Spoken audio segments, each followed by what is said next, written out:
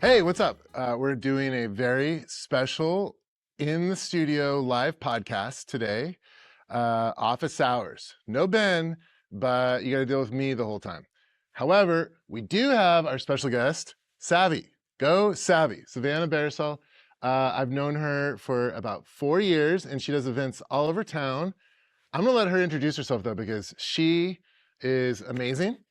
Tell me about your business. Thank you for having me, Trey. Yeah.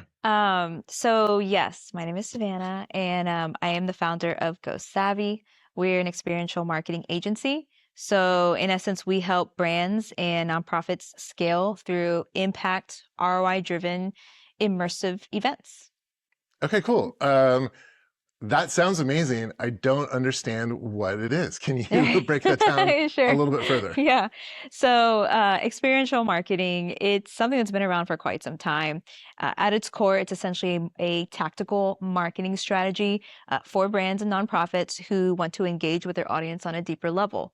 That usually implies that it's an in-person experience. It doesn't have to be specifically an event. It can be an activation, or like if the brand is a vendor at someone else's event. But the whole point is there's a marketing strategy behind it to, again, connect with one's audience on a deeper level.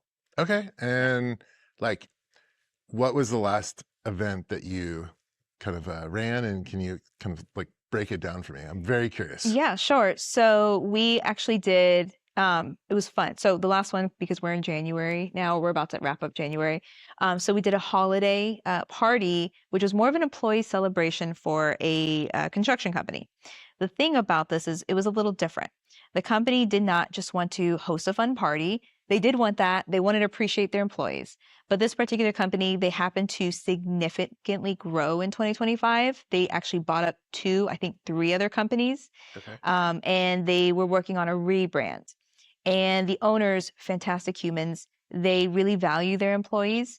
And so they really wanted to make sure that their employees basically attached and became loyal to the new brand that they wanted to develop and push out. So not only did we do this really fun holiday Christmas party in the middle of the Houston Zoo, but we also introduced their new branding to them, as well as some new employee benefits and features that came with the new brand development, came with the employer, to effectively enhance their company culture. Okay. So employees were really excited. Yeah. A lot of freebies were given out, but they're really excited to grow with the brand in 2026. Okay. Yeah. So when you get hired to do these jobs, who inside of a company is hiring you? Usually the CEO, sometimes the CMO, or a manager or director level, in regards to those areas of operations or marketing. So in this case, who was it? CEO. Okay. And so how did the CEO, man or woman, I was going to say he, but that's my bias. How did the CEO discover GoSavvy? So it was kind of a fun story, and full transparency, was a little bit of a faith story. Okay. I'll try to be concise about this. So I'm a person of faith. I'm a Christian. And back in the summer, I pushed out an ad. And because we were trying to promote a workshop of ours, we were doing a nonprofit workshop to educate nonprofits on the way they can scale through events. And so I pushed out this ad, and it was me being cute and saying, I don't mind sharing all of our expertise because, I have faith that God's going to bring us our clients, etc. So we pushed this ad out, and I get a DM. And it was from this other gentleman who happens to work in parallel or tandem with the construction industry. And he was just commending me on, putting my faith out there, in public. And so we ended up arranging to have a coffee meeting. Great guy. He's actually a fantastic referral partner and networking partner of mine now. But we meet for this coffee meeting, and he tells me right off the bat, hey, I've got a client that's meeting me at this time in the next hour. I have to stop, just so you know. Well, client shows up 10 minutes early. And so then I get the opportunity to meet the client. And and it happens to be the construction company. And he happens to mention, you know what? We haven't planned our Christmas party yet. We could use your help. So I was like, great. So he gives me his card. I immediately go back to the office, Google him. Sure enough, he's got, faith written all over his company website. They value their employees. They're all about growth and relationships. So I email him, and they became a client, and it was history from there. That's great. Yeah. In this case, does his company not have a marketing director or a CMO? So it's him, he's a CEO, and his wife essentially actually does the events. And funny enough, not many companies on their level, I don't know what their annual yield is, but I would say they're probably a mid-tier company, don't typically have an events specific department within Sure. their company. Usually it's marketing or something. And so I was a little surprised at that. And I thought to myself initially when I looked them up, like, well, what do they need us for? They've got someone who's doing it. So I was a little thrown, like, well, what are they going to need us for? Mm-hmm. But when it came down to it, frankly, she had her hands too full. Yeah. They really wanted to elevate the presence of their events, especially with rolling out the new brand. And so they thought it just would be better for them to bring in a professional instead. I mean, that's so true because I feel like with a lot of, I mean, Houston specifically, a lot of B2B companies, and I'm guessing this construction company is a home builder, right? They Yeah. do. Yeah, commercial. Yeah. And so those companies have such small marketing departments and they have to do everything from events Yeah. to booths, conferences, Yeah. mailers or whatever they're doing. So yeah, I'm sure she was super excited to have some help to plan out events. Definitely. It kind of perfectly worked out. She was really lovely to work with. She ended up actually getting really sick where she lost her voice. And so having us to kind of communicate with all the vendors, handle all the logistics was really a saver for her because she's like, I was out for a month. I could not talk to anyone. Yeah. So like, great, And then, so in that regard, what are some of the benefits, like when people hire you, Mhm. like obviously you have a lot of experience and you have a lot of contacts. So what kind of like are you able to offer like savings or like negotiations to give them better deals? Like how does that work? So great question. In fact, there are two primary reasons why our clients come to us. One, to make it better on some level, or as a resource to help save money, save time, and access to venues or vendors they wouldn't otherwise be able to get. Mm-hmm. And so in that regards, 100%, we have several relationships in and around the city of Houston, even outside of the state, where yes, we can do a little negotiation wiggle room. Even with venues or vendors we've never worked with, we do understand there's a certain leg room within that to try to negotiate something or throw in something extra. And we kind of know how to push those buttons in a respectful manner where everyone wins. But my client's bottom line isn't, hurting as much as they initially anticipated. One of the things that people appreciate about Audion is that when they hire us and they're doing events, like a lot of our events are in hotels. And so they'll like if they don't hire us before they've negotiated the contract, the hotel puts these like weird clauses like, oh, if you bring in an outside vendor, you owe us 20% and all this stuff. And we can be like, hey, you need to make sure that you don't sign this stuff before you sign the contract. And it ends up saving them tens of thousands of dollars. Yes, especially that clause, because we do run into that. I would probably say about 50% of the time, especially with venues we haven't worked with. Yeah, event venues, since COVID, it seems like they have all these like poison pills to force you to use their preferred vendors. Yes, or what I'll oftentimes do is if I see they've got a preferred vendor and I know who that is, I'll ask, well, have you worked with this vendor before? It may be one that I prefer that's going to do better for my client for that particular experience. And like, well, yeah, we have. I'm like, okay, so, work with us on this or drop your fee or lower it on some level. And in most cases, I think only in one situation I can remember, they've always been willing to remove it.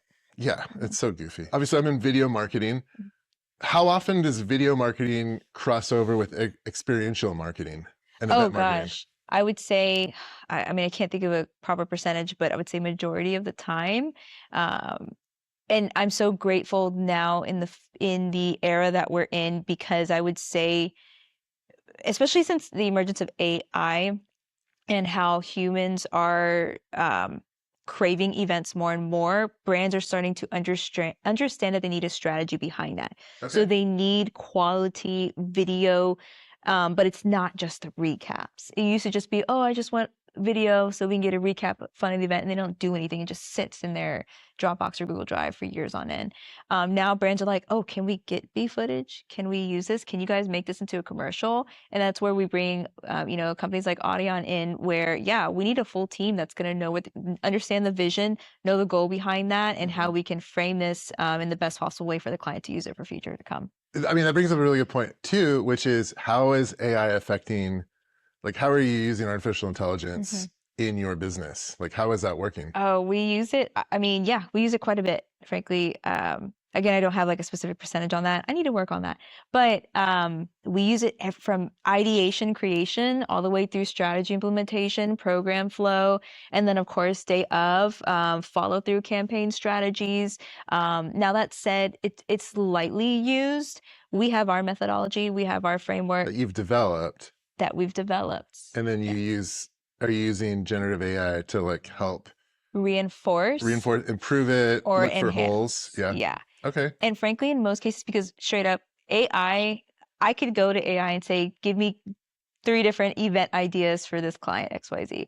It comes up with the most basic ideas, frankly. I've yet to see AI give a better idea than what I've already created in my head Yeah. or what my team's created. So more so, we've got the ideas, but we'll input into AI to look for holes, better help enhance it, or improve it in a way of program flow for the user experience. Okay, so why did you choose experiential marketing as your like pathway right now? Like, what led you to be like, this is what I want to do?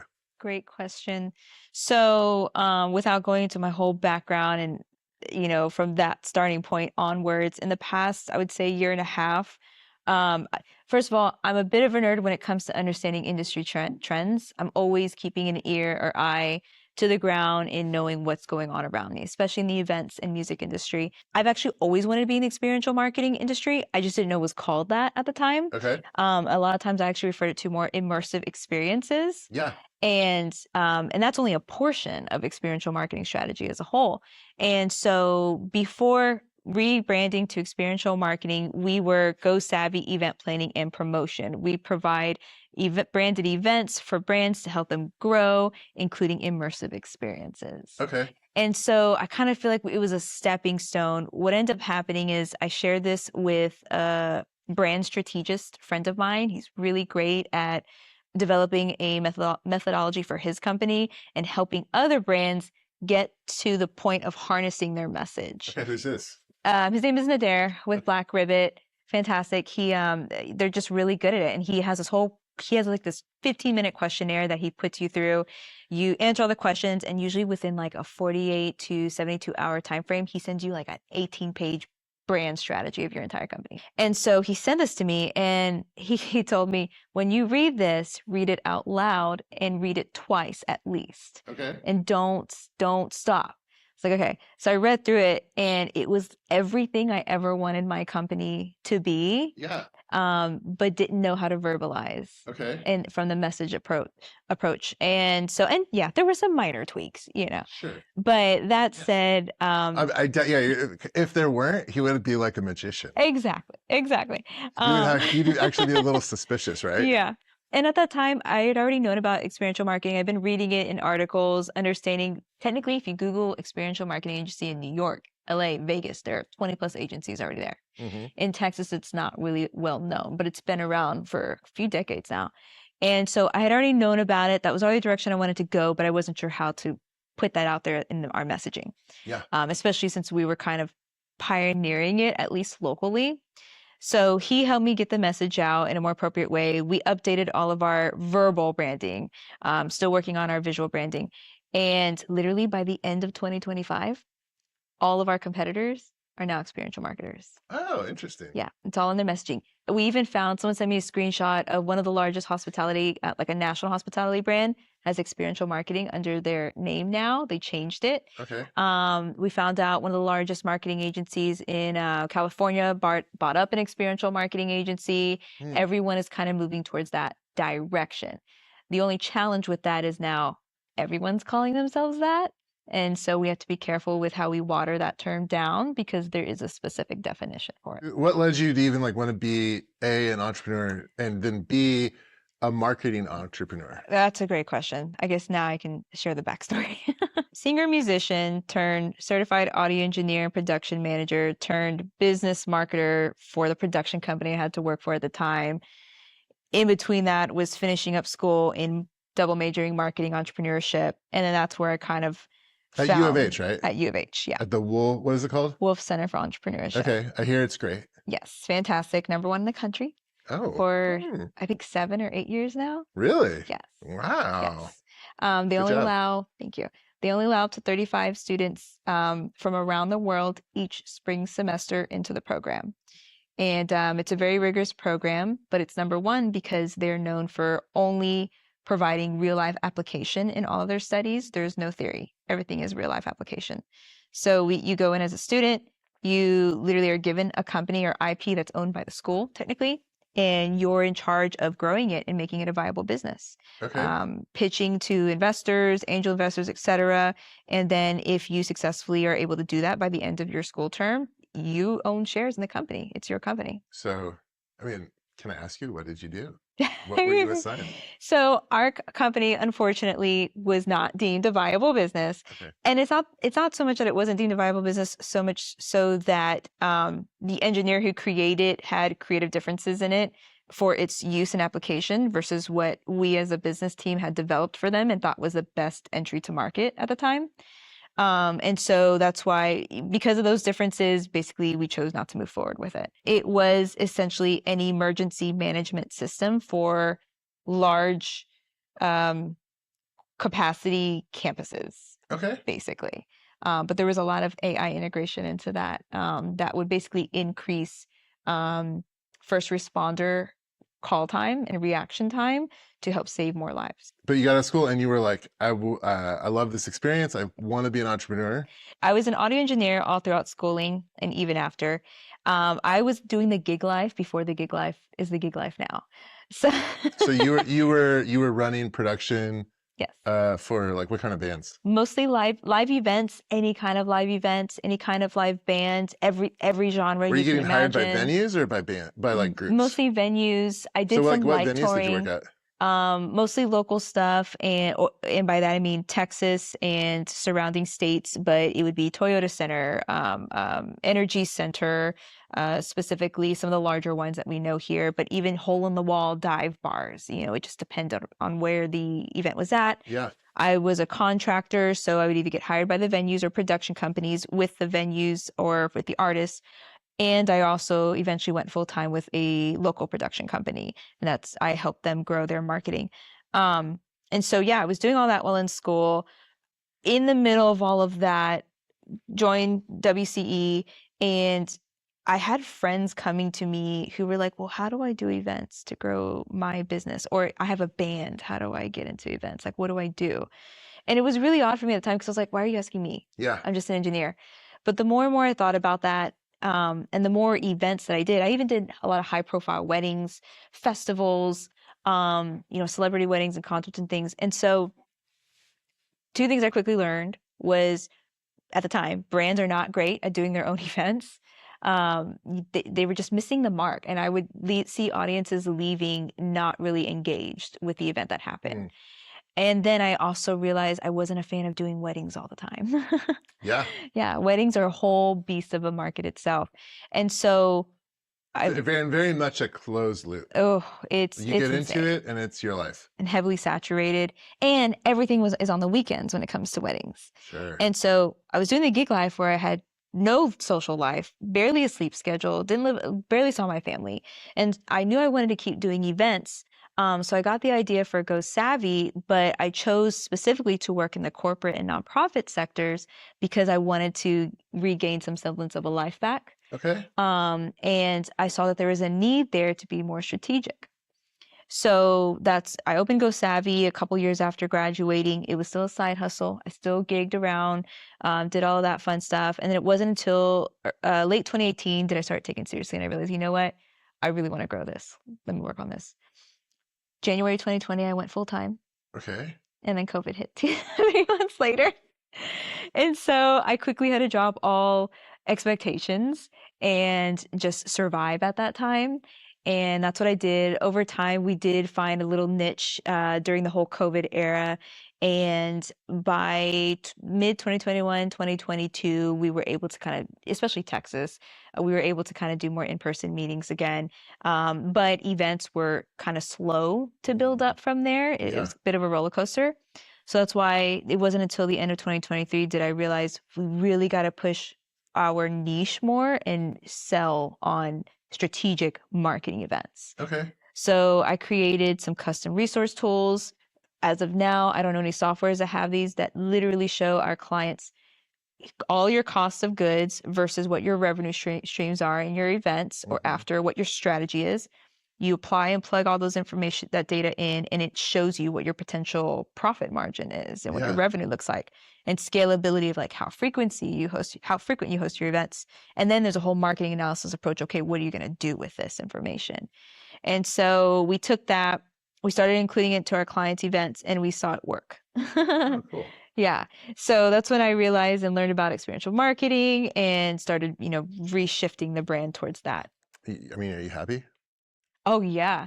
I mean, I feel like we're finally living out the message I always wanted to push out with GoSavvy. Yeah. We're finally at a point where we're scaling strategically in the way we want to scale. My favorite part of the whole experience is actually seeing it's two parts. When the client signs and they're like, oh, okay, like they're going to handle it and it's going to help us. It's going to be great. And they're excited. Yeah. That's part one. And then on the day of the event where the client sees it, they're like, wow, it was so exciting. And they're so happy with everything. Yeah, that's wonderful. And then they get that engagement piece with their audience. If you were going to give some advice to people on running events that, or hosting events, what are like 2 or 3 good pieces of advice to remember? Obviously, the first one is hire you. Of course. Yeah. Number 1, hire GoSavvy. So advice number 2. Number 2, whatever your expected budget is, especially if you're just rolling out, increase that by bare minimum of 20%. Things are always going to cost more than you think they are. The things that you prioritize in producing your events often don't even include some of the larger costs, like production, media production. Those are some of the larger costs.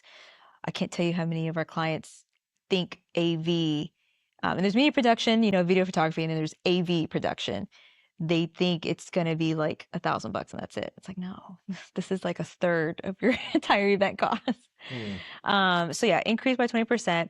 And then the third advice I would say is give yourself more time than you think you need, especially if you're just starting out. It's kind of like when you're building your own home or if you're building your own commercial business, brick and mortar, it always takes another 3 to 6 months before it's actually done. Yeah. It's the same thing. If you really want to host a successful, especially strategic brand event, you need more time to really implement the strategy in place and see how your audience is engaging with you even before the event. Or hire an expert and they'll take care of that for you. Mm-hmm. Oh, can I add a 4th tip? Please do. Okay. 4. I mean, this is amazing. Guys, 4? 4 tips. She's giving you 4 tips. 4 tips, yeah. 4th tip is this. Think about your follow through. Don't stop on your event day. Oh. Don't leave your event like, oh, I'm tired, I'm done, I don't want to talk about it till like a week later. Yeah. No. Have a follow through prepared before your event day and roll it through. Okay. I mean, that seems smart. Like the event doesn't actually stop on the day of.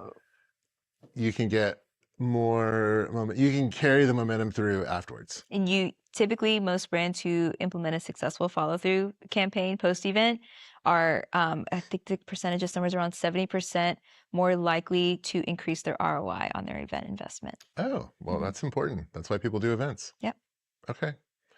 Anything else you want to add? I mean, I feel like you've been so generous with sharing your history and tips and telling us about GoSavvy. Thank you so much for having me on here. I appreciate it. I hope it resonates with your audience and even sparks some questions about the industry, or even if they're considering getting involved in it. Yeah. As someone who used to be involved on the tech side of events and marketing, this in our industry, it's so like expansive and vast. And so if you're curious about, switching careers within the industry, go for it. Learn all you can and broaden your portfolio. How do we get a hold of you? So you can reach us on our website at GoSavvy.biz, B-I-Z. Okay. Or DM us on one of our social platforms. We're on all of them: Facebook, Instagram, LinkedIn, YouTube. We do have a TikTok account, although that's not our primary audience. Instagram is always a great one at GoSavvy USA, or like I said, LinkedIn, GoSavvy. Okay, cool. Well, thank you so much for being here. Guys, thank you for tuning in. Thank you for being our audience, and I hope you guys have a great week. See you next week. Bye.